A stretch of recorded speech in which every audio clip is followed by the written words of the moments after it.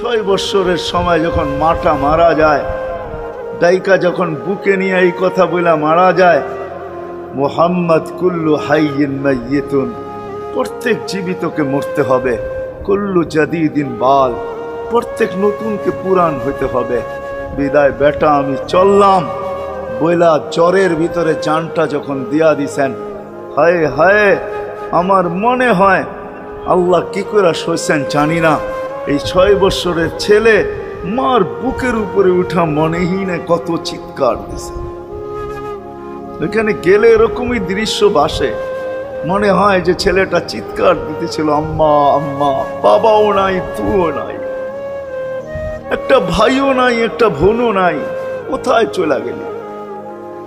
6 বৎসর বয়সের থেকে আবু তালেব, 6 বৎসর 6 মাস বয়সের থেকে 6 বৎসর 6 মাস বয়সের সময় দাদা মারা যায়। আবু তালেব 50 বৎসর 6 মাস 10 দিন, যেদিন আল্লাহর রসুলের বয়স 44 বৎসর 10 দিন, বাতিজাকে সিনায় রাইখা পাচ্ছেন, সিনায় রাইখা। ভালোবাসা এতটুকু দিয়েছেন দুনিয়ার কেউ দিতে পারবে না। আমার বিশ্বাস, আমার মন বলে রবের পরে যদি কেউ মুহাম্মদুর রাসূলুল্লাহকে ভালোবাসা থাকে, তাহলে আবু তালেব ব্যতীত দ্বিতীয় কোনো ব্যক্তি আমি পাই না।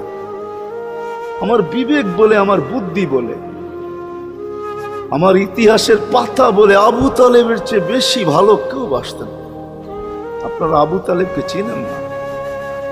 মক্কায় যার উপরে আঙ্গুল উঠানের কোনো ব্যক্তি ছিল না।